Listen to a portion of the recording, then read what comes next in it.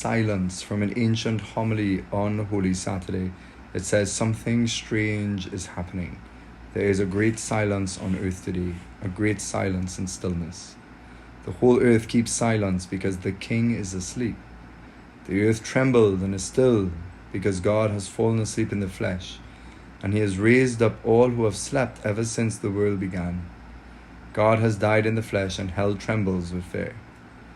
Jesus, he has gone to search for our first parent as for a lost sheep, greatly desiring to visit those who live in darkness and in the shadow of death. He has gone to free from sorrow the captives, Adam and Eve, he who is both God and the son of Eve. The Lord approached them bearing the cross, the weapon that had won him the victory. At the sight of him, Adam, the first man he had created, struck his breast in terror and cried out to everyone, "My Lord, be with you all." Christ answered him, "And with your spirit." He took him by the hand and raised him up, saying, "Awake, O sleeper, and rise from the dead, and Christ will give you light." So, brothers, these are all words from this ancient homily for Holy Saturday.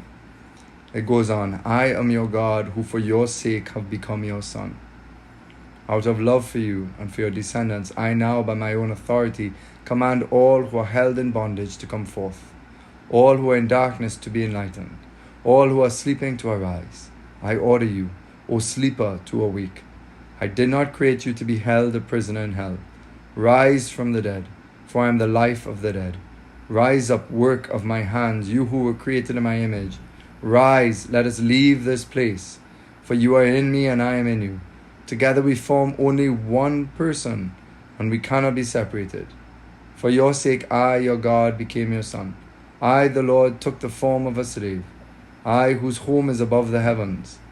Those beautiful words. "I, whose home is above the heavens, descended to the earth and beneath the earth. For the sake of you, who left a garden, I was betrayed to the Jews in a garden, and I was crucified in a garden. See on my face the spittle I received in order to restore to you the life I once breathed into you. See there the marks of the blows I receive in order to refashion your warped nature in my image. On my back see the marks of the scourging I endured to remove the burden of sin that weighs upon your back. See my hands nailed firmly to a tree, for you who once wickedly stretched out your hand to a tree." And again, these amazing words.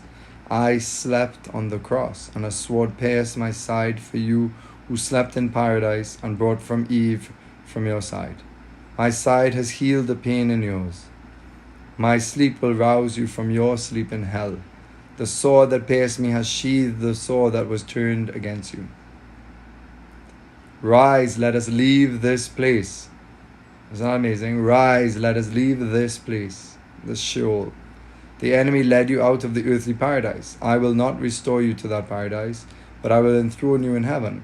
I forbade you to eat from the tree that was only a symbol of life. But see, I who am life itself am now with you. I appointed cherubim, one of the choirs of angels, below the seraphim. These cherubim, I appointed cherubim to guard your slaves are guarded, but now I make them worship you as God. The throne formed by cherubim awaits you, its bearers swift and eager. The bridal chamber is adorned, the banquet is ready, the eternal dwelling places are prepared. The treasure houses of all good things lie open. The kingdom of heaven has been prepared for you for all eternity. From all eternity. Amen. So these are the words of this ancient homily. But as it begins, as we remember, with this silence. So one of the things I meditate on this Holy Saturday is kind of the silence of the cross, the seeming silence of God, but in the silences of our own life where we feel that God is empty, we feel the emptiness of the tomb, we feel all of a sudden that, we had Jesus almost within our touch, within our sight in our own life, and we've seen the miracles, we've seen things he does, and all of a sudden now we're left with silence. And so we must keep silence with Mother Mary in these days of her sorrow. But she is pondering with great hope the words of her son that he always shared with them when he prophesied about his death. He said, "Son of Man will be betrayed, but on the third day he will rise." But the silence is very important because the Lord is at work in the silence, and he's preparing something tremendous, even if we cannot see it. Here, just this homily is about this encounter of Christ coming in with all his light into the depths of Sheol, where Adam and Eve and all the other just souls and souls that have been saved or in purgatory, they are waiting the light of Christ. And so, while on earth, in the more visible realm, it just looks like abandonment. And the silence of God does not mean that God's not at work. In fact, today tells us that God is doing some of his most powerful works in times of great silence. So we entrust that. Even when you think of a tree and how its roots just grow in silence, so many beautiful things grow in silence all around us. And we don't even know when they grow, but they just seem to grow. Same way with God, and when we open up our life in the life of prayer, God knows how to reach deep in our heart and is doing a profound work in silence inside of us. Amen.